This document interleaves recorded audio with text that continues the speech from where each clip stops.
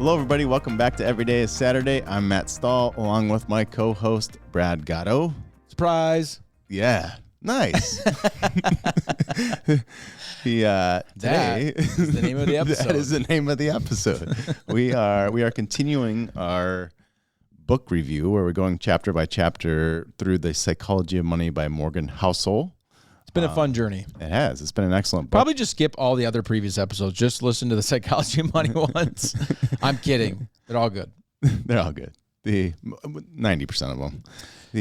So we've been at this for about a year, I think. We're on chapter 12. There's 20 chapters. And we're going to go through chapter 12 today, which is called Surprise. I love it. And you have no idea where we're going with that either, by the way. We don't. Which is great. But we'll get there. But before we get there, Matt, I always have to go first. I'm going to make you go first. Oh. What's new? What's going on? Tell the listeners something about Matthew Stahl. I finally got on a snowboard for the first time this year, which is something I really enjoy doing, and I've only been out once. And it was in Utah, and I was with you. That's true. You were not on the mountain with me. I was not on the mountain. I chose to play it safe. Which is maybe a wise decision. Well, we'll never know. I could have went out there. I would have had fun, and I might have not hurt myself. Possibly. The surprise. But I stayed back. I am heading to Colorado. This is not what I've been up to, but something I'm going to be up to. We take an annual trip with our whole family out to Colorado, and that's coming up, so I'm really excited. And nice. We don't really have snow here, so they have it out there. And what a weird winter we've had here. Super surreal. It's supposed to be a high of 50 degrees I saw in the forecast. Yeah, and as we're recording this, it's January. Bonkers. Yeah, January in Minnesota. If you're unfamiliar, that's 100 degrees warmer than normal. Approximately. I think last year at this time, we had wind chills or feels like temperatures of like negative 50. 40, 50, yeah, crazy. It is pretty crazy. How about you? What's new? We're finishing up a home remodel project, which I'm very excited to finish up. I don't like living in the middle of destruction. I don't think anybody does. I especially don't. I especially don't either. And I think you and I have been in a similar boat. So I'm excited for that to be done. Mm-hmm. And if you don't know this about me, I have a love or low-level infatuation with Mopar muscle cars. And I own one. It was a life goal of mine. I bought one a couple of years ago, and it's in the shop. And so it's been my fun little, I'm not the one fixing it. I'm paying somebody else to fix it up, do some things to it. And it's been a fun project for me to kind of follow along and learn, frankly. I know enough about cars to be dangerous. I'm not the kind of guy that could like pull my engine out, pull the whole thing apart, put it all back together. I know exactly. I'm not that guy. I know enough about it that if it broke down on the side of the road, the odds that I would know what's wrong with it are pretty good. The odds that I know how to fix what's wrong with it, not as good. So anyway, that's been a fun project for me. Is it getting fixed or is it getting enhanced? Well, it went in there to get enhanced, and it's getting fixed. Yeah. How it goes. I went in there because I wanted some suspension work done and found out that the frame rail, which is pretty important, I'll just call it the frame, was rusted to the point where it wasn't safe. And so I had to start tearing the car apart, not to enhance it, but to make it safe. Yeah. But it's 53 years old. So how old's my car is 21 years old. It is now officially old enough to be a classic car in the state of Minnesota. You can register it as a classic car, but then you need a daily driver. I don't know that I call your car classic. It's a car. It's not there yet. It's kind of in that middle ground. Ever since I've met Matt, he's driven interesting cars. The first car you drove when I met you was a Honda. What was it? CRV? Yeah. I was thinking that's what it was, but it didn't look, I'm assuming it's not on the road anymore, anything like the existing CRVs. I was like, that couldn't have been a CRV. Why are you assuming it's not on the road? I don't know. Didn't it have close to 200,000 miles when you got rid of it 10 years ago? Yeah, that's what I'm assuming. All right, let's jump into the psychology of money. We're on chapter 12. That chapter is called Surprise. The subtitle is History is the Study of Change. Ironically, used as a map of the future. Yeah. The opening sentence. So Stanford professor Scott Sagan once said something everyone who follows the economy or investment markets should hang on their wall. Things that have never happened before happen all the time. which in some ways is really frustrating. Yes. Because think about what we've chosen for a career is to try to uncertainty, help people with their finances. And in a lot of ways has to do with investing, and investing, as said here, we have nothing to go on. Yeah. Or if you tried to, we think we have stuff to go on. Right. And it's not that history doesn't help. And Morgan points that out later in this chapter. But have you ever heard that saying, history doesn't necessarily repeat itself, but it rhymes? Yes. Which also sometimes I think is true. But the other point that he's making here is everything is so different today than it was even 100 years ago that even that's tough. Yeah. And we'll get into that too. So he talks about if you were to view investing as a hard science, then history would be an indication, such as a geologist. But the reality is this is not a hard science. Things happen all the time that we don't expect to happen. And the crux of the title, surprise, is because when you think about history and us studying history and using history as a guide to the future, the things that we study are the surprises. Those are the things that stand out, right? And that's where we try to learn is like when things don't go exactly how you anticipate. When it's a Tuesday afternoon and nothing's really happening, that's not what makes the history books. Right. It's when World War II breaks out, or when a plague came through and wiped out 40% of the population, or something to that effect. Yep. The couple points that he makes in here, number one, you'll likely miss the outlier events that move the needle the most. So, when just what you were just talking about, those big events, I think this is a really interesting point and exercise that Morgan goes through, just pointing out if this handful of people were not born, how much different the world would look. Yeah. And, he references if Adolf Hitler's parents had argued on that evening as opposed to being the beginning 9 of months Adolf before Hitler, he was born. You do the math. how differently the world would look. Yeah. It's the problem with using, backing up just 1 second. Yep. The problem with using history as a guide in our industry, specifically in the financial services industry, unlike like a scientist, a physicist, or any other type, is that in science, and he actually has a quote in here from a scientist, or actually a physicist, Richard Feynman. Love him. That says, imagine how much harder physics would be if electrons had feelings. Now, if they did have feelings, science wouldn't be science. Wouldn't be exact. By definition, it can't be science with feeling involved. But people have feelings. Always have, always will. And so when you try to study markets, spreadsheets are spreadsheets. 2 + 2 is always going to equal 4. And so it's this weird dynamic of, yes, we have some science in what we do, but there's emotion involved. And so it's the opposite of science. Yep. And now we have to intersect those two things together, which is why it's so hard to use history. Yeah. I think a great sentence pulled out of here. Experiencing specific events does not necessarily qualify you to know what will happen next. In fact, it really rarely does. Because experience leads to overconfidence more than forecasting ability. Yeah. And this is, we all do this, right? If you've been through something or been through multiple things, you use that as your guide. Right. Because I have this experience, and because I have this experience, I know how that's going to play out moving forward. And again, there are other facets of life where that's a very beneficial thought process. But when it comes to using that to guide your decisions of your finances, especially when it comes to investing and how your money is going to perform over time, it can be a detriment.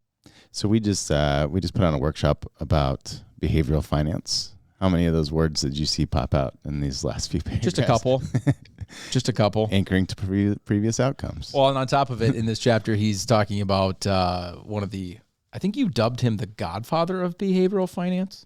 Kahneman? Yeah. Daniel Kahneman. He brings him up in this chapter. You dubbed him that. I just put his name out there. I think you dubbed him. We're going to have to agree to disagree. I think you said it. All right, so going back to what you talked about before, he says that using history as your guide to what's going to happen in the future, or using history as the roadmap to what could happen in the future, can have two major problems. The first one that he points out, which you've already alluded to, is you'll likely miss the outlier events that move the needle the most, is how he puts it. And that's where you were talking about these 7 people that he named. That if these 7 people just didn't exist, how different would the world be? And the list is both positive and negative. Yeah. Adolf Hitler, Joseph Stalin, Mao Zedong, Gavrilo Princip. I had to look him up. I didn't know who it was. Neither did I. And I think I'm going to get this right because I didn't write it down. I'm going off of memory. So don't fact check me on this. I believe he assassinated Franz Ferdinand, who was the king, maybe? I don't know if he's a king, a president. I don't know the title of Austria-Hungary. And that is, a lot of people point to that event as what precipitated or kind of pushed off World War I. Okay, so that's who he is. Now, on the positive side, Thomas Edison, Bill Gates, Martin Luther King Jr. What if those 7 people just didn't exist? How different would our world be? Right. Now, his point is, those 7 people, when you look at the 19th and 20th centuries, I think he said there's like 15 billion people that have been born. And the number he gave is, these people make up 0.0000010 zeros and then a 4. I literally had to look up how to say that number because I don't know how to. What is it? 4? It is. I had to look it up. I'm going to. Hold on, listeners. It is 400 billionths of the population. 400 billionths. 0.00010 zeros and then a 4. So those 7 people make up next to nothing of our population, obviously, yet have a massive or dramatic impact on the outcome. And then he goes on to point the same thing out for events, innovations, or projects. Great Depression, World War II, Manhattan Project, vaccines, antibiotics, ARPANET, September 11th, in the fall of the Soviet Union. Yeah, pretty big things there. Yeah, I'd say so. ARPANET is, if you're unfamiliar, the kind of what kicked off the internet. This is where this part kind of blew my mind. So. Me too, and I kind of want to be the one that reads it. Go for it. Can I do it, Dad? He gives this example, and I'm just going to read verbatim from the book here. How, for example, 9/11 prompted the Federal Reserve to cut interest rates, which helped drive the housing bubble, which led to the financial crisis, which led to poor job markets, which led tens of millions to seek college education, which led to $1.6 trillion in student loans with a 10.8% default rate. It's not intuitive to think 19 hijackers, or intuitive to link 19 hijackers to the current weight of student loans. But that's what happens in a world driven by a few outlier tail events. Yeah, that's pretty crazy. I never would have drawn that conclusion, number one, but two. Well, that's not a straight line. You don't draw lines from, well, yeah, because of 9/11, we have a lot of student loans. Right. Student loan debt. And default rates on that student loan debt. I think the butterfly effect, which I'm sure we've all heard of in concept, and again, probably should have done more show prep for this so that I didn't have to guess, but something to the effect of like, in order to know, in fact, I'm specifically remembering a sermon that I listened to probably 15 years ago. Why that's stuck in my head, I don't know. That in order for, so the analogy the pastor gave was, if you're driving down the highway and it's like a 4-lane highway, so 2 going east and 2 going west, and you're going fast and you come up on 2 cars going the exact same speed in the right and left lanes, and you're starting to get frustrated in your car, and you're having that thought process of what are the odds that I would leave my house at just the right time, these 2 people would leave their house at just the right time, so that I meet them on the interstate to the point where they're both driving right next to each other and I can't get around them. We've all had at least some level of thought like that in our heads of like, what are the odds? Mm-hmm. And his point was, in 7 points, I could prove to you that you would have to know the history of the entire planet to come to the outcome of how that happened. The butterfly effect. Yeah, that's because of cause and if this happens, because of this, then this, then this, and then this, and this is. So that's kind of mind blowing. Yeah. And the funny thing is, I think that stuff all the time. Right. Especially when it comes to the road. And I'm like, God dang it. Like, what are the odds I end up behind you? It just happened this morning. Now that I was pulling onto Highway 6, coming to work. And as I got to the stop sign, I looked to the right and left. And the second I looked to the right, there's this huge, like, dump truck type truck coming. And I'm like, if I would left my house 4 seconds sooner, I wouldn't have had to follow this guy to work. But I didn't. You did not. I did not. I had to follow him all the way in. He was driving as slow as I thought he would be driving. Anyway. It's just crazy to think about. So pointing out what's happening at any given moment can be tied back to a handful of events that were impossible to predict. Yeah. I love the line that he has in here. The most common plot of economic history is the role of surprise. Like, it's going to happen again. I mean, the point is, and I guess what you should take from this as a listener is there's going to be things that continue to happen that we're like, well, that's never happened before. Right. And I can't even believe that happened. Another example he gives in the book, just to drive the point home, is the nuclear disaster that happened in Japan and how they built that nuclear plant to withstand the worst tidal waves and tsunami that had ever happened in history. Well, then guess what happened? Until the worst one came along. And then a worser one came along. Right. Right? But when you use history as your guide of this is as bad as it could get, or this is as extreme as something could get, you're going to continue to be surprised. I think that an ode to Daniel Kahneman makes sense. So he references who I apparently coined the godfather of behavioral finance. He's up there. He's one of them. But Morgan talks about a dinner he attended where Daniel Kahneman said, whenever we're surprised by something, even if we admit that we made a mistake, we say, oh, I'll never make that mistake again. But in fact, what you should learn when you make a mistake, because you did not anticipate something, is that the world is difficult to anticipate. That's the correct lesson to learn from surprises. Yeah. The world is surprising. Yeah. What's one of the things that really stands out to me here, Matt, is, as a financial advisor, one of the things I struggle with is that there's so many different opinions in our industry of the right way to do financial planning. Mm-hmm. Specifically, the right way to design portfolios and the types of financial products people should be in. There are so many people out there. I'll use the extremes. There's the people that scream equities at all costs, at all times, and they can prove to you on a spreadsheet that equities outperform over time, and so you shouldn't be in anything but equities, that whole argument. Then there's this whole other set of people that would basically tell you the opposite, that they would take you into non-risk products. Probably the most common one, or the one that has the most opinion or visceral behind it, would be an annuity, and they would tell you the same thing about annuities. Like, you can't make an argument that you shouldn't do this, or that all of your money shouldn't be here. Point being, you can spreadsheet that stuff all you want. Mm-hmm.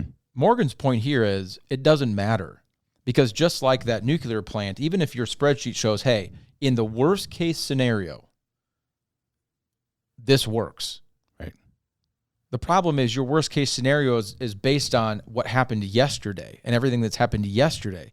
And what happens tomorrow may be completely different. And if history has taught us anything, it is that history will continue, or the future will continue to be different than it was yesterday. So we have all this, and we're guilty of it here, even at Fiat. Like, you're like, well, yeah, over the last 100 years, that's never happened. So it's not going to happen.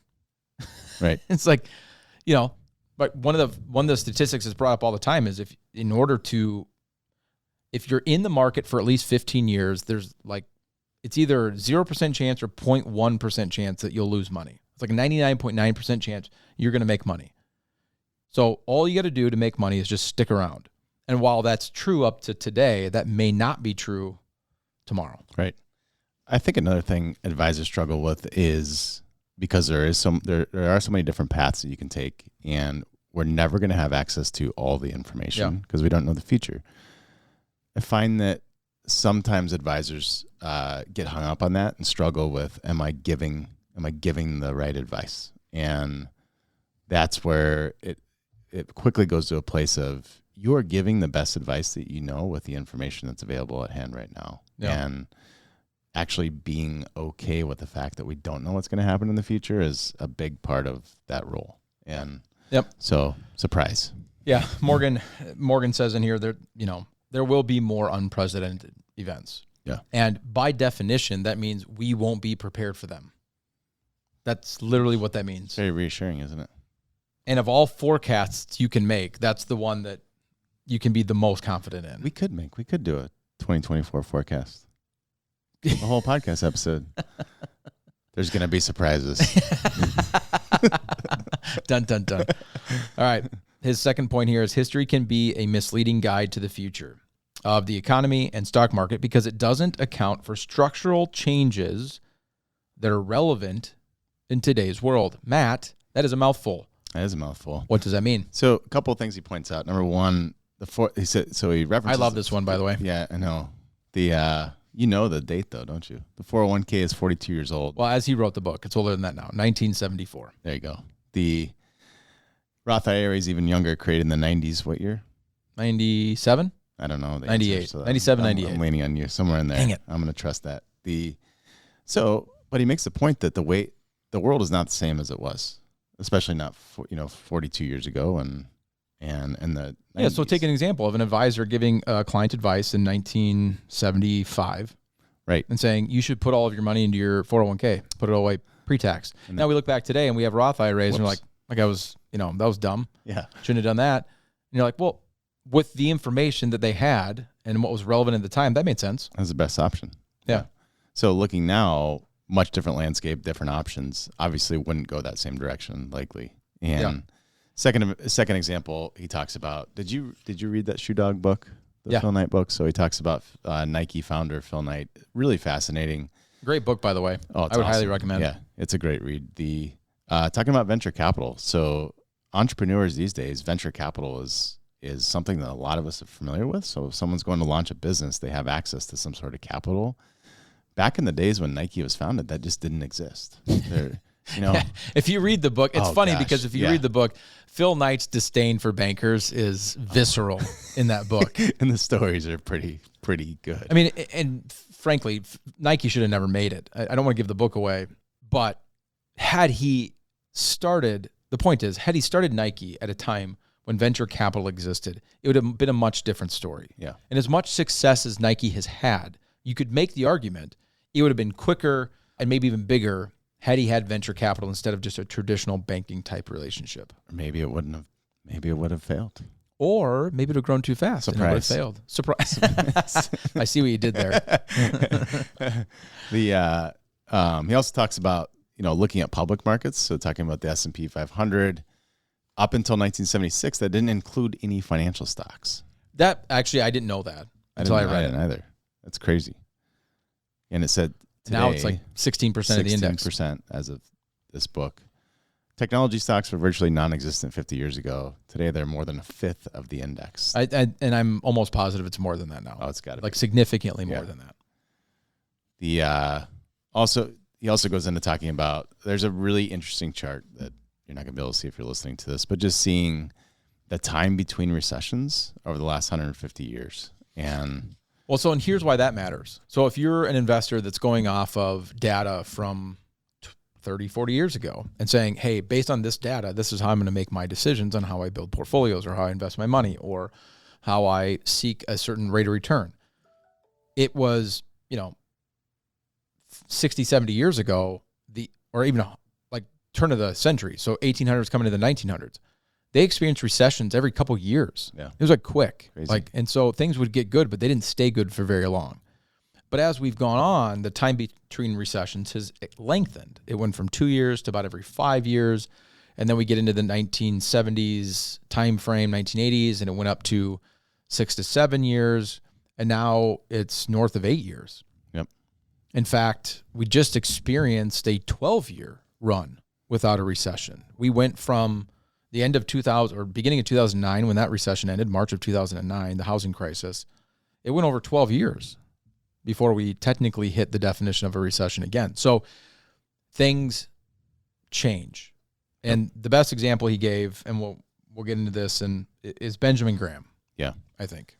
We love to talk about Benjamin Graham. So Benjamin Graham, just for a reference point, if you have not heard of him, you'll hear him described as Warren Buffett's mentor. I think everyone on here knows who Warren Buffett is. Isn't it funny that the thing you can become the most famous for is who you mentored? Right. Yes. But that's just because of the time frame that we live in. 100 years ago, that's not what he was most famous for. Yeah. So Benjamin Graham, Intelligent Investor. It's a book. When was it published first? In the 1930s? 30s? I think 34. 40s? So he was a very talented investor. He was an academic. He wrote a lot about the formulas he would use. And a really funny thing. Well, to use the phrase we were using before, I mean, you talked about the godfather of behavioral finance. There you go. Benjamin Graham Yes. is the godfather of value investing. There you go. Yes. So finding good deals. Yeah, good deals. So Morgan actually talks about how he read Intelligent Investor when he was a teenager, and started looking at putting those practices in place. And the deeper you dig, you realize there was how many revisions of Intelligent Investor? 4 or 5. He just kept updating the book, and every time he updated the book, basically the formulas that he gave of how to find value in the market, he changed. Yeah. Because he's like, look, that one doesn't work anymore. Because once everybody kind of figured it out, the value went away. Yep. Right? It's kind of like anything you find in life. You're like, hey, this is a really good deal. And I really hope everybody doesn't find out about it. I think that, I didn't say this on the podcast. I think that about this ridiculous townie bar in the town that I live in. There's this little bar called Dave's Town Club, and I love it. And it is the quintessential townie bar, right? Free popcorn, the carpets from 50 years ago. But the food, pull tabs. like, I don't think, it's almost like the pull tabs, yes. It's almost like the owner of the restaurant hasn't been outside in 50 years and realized that prices went up. You can get a half-pound burger, and the meat is from the meat market next door. Like legit, not frozen patty. Like from down the street. And fries for less than McDonald's. What? Well, McDonald's is like $12 for a... But at any good restaurant, that burger's $15 to $20. For sure. Not at Dave's Town Club. It's not even $10. What? Wow. Yeah. So Jeez. I'm like, I don't want people to find out, because then the value's going to go away. But all that coming back now, that was a big circle. Coming back to Benjamin Graham. How did I tie Benjamin Graham into Dave's Town Club? Value. This might be my best analogy of all times. Finding value. Finding value. Is that he kept revising it because the way to find value kept changing. Because the world was changing. He changed it 5 times between 1934 and 1972. And then when in 76, he passed away? He passed away in 76, yeah. And they were talking to him when he was, nearing the end of his life. And they were basically asking him, like, should we still invest the way that you've taught us to invest over the last 40 years? And he was basically like, nah. And here's his words. In general, no. Yeah. So I summarized it pretty well. I'm no longer an advocate of elaborate techniques and security analysis, Because the world changed. Because the world changed. Things changed. Yeah. I think a very good example that is relevant to 2024 as we record this podcast, because, of course, we're talking about a gentleman that passed away over 50 years ago, is active, and this is a bit of opinion, okay? So I just want to get that out there. This is not investment advice or anything like that. But when it comes to active management in the large cap and mega cap space, and that's a fancy way to say big companies and huge companies. So when you're looking at investing in big companies, and these are all the names we know. So every big, massive, publicly traded company that's coming into your head right now is probably a large cap company or a mega cap company. And because of information flow and how the internet and all that kind of stuff and technology, it's next to impossible. I'm not going to say impossible because compliance wouldn't like that.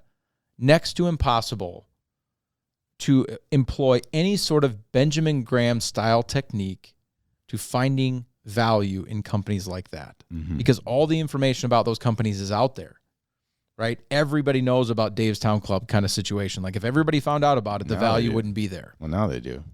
Well, they don't all live next to Delano, so they're not going to be driving. Some of these people are in Buffalo, New York, and California. So now if you fly here just to go to Dave's Town Club, I will take you. But you can't come back because then you get one visit. you get one visit. Point being, these types of companies are great examples of what has changed and how technology has changed the way that we invest and how trying to find value in that space has become almost impossible. There's a couple different phrases that I think sum this all up that I would like to go through. This sounds really familiar. There's a common phrase in investing, usually used mockingly, that it's different this time. Do you remember hearing that? Well, I don't know if yes, but I don't know if it's specifically what you're going to reference. So I'm scared to say yes. Well, Where are you going? I just remember hearing it in 2008 and 9.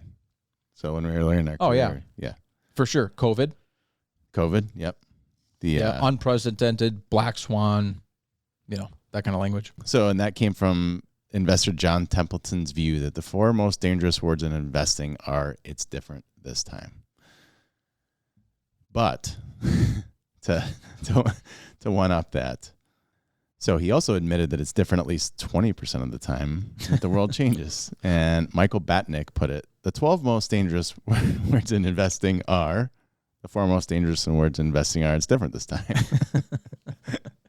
So should we ignore history, Matt? I don't think we don't ignore history, but the further you look back, the more general your perspective. And that's what the frame Morgan puts around this is the further and further you look back, you have to realize it was a completely different world. And so the takeaways, there's some things that stay the same. So our interaction. The word I like there is concepts. Yeah. There's good concepts that we can pull from history, but the further we get away from something and that history, at best, the concept is what we have to go on. Yeah. The specific, one of the most intelligent investors of all time, pun intended, because it was the name of his book, Benjamin Graham, admitted that himself. Yeah. I do like the statement. There are some things that are constants. That is balancing greed and fear. Yep. Is a big one. How we behave under stress as humans. Yep. And as investors, and how we respond to incentives. Those are constants over time. Yeah. Well said. I would like to end by saying this. He has this line in here: historians are not prophets. So if we can't use history as a guide to the future, or at least specifically, it kind of, as somebody listening, and like if you're preparing for retirement, this could be kind of a daunting episode to listen to. Be like, well, if that's the case, what in the world do I do? Like, if I can't go off of that, then what do I have? Because I can't predict the future. And he ends his chapter by saying this: the question then is, how should we think about and plan for the future? But that's the next chapter.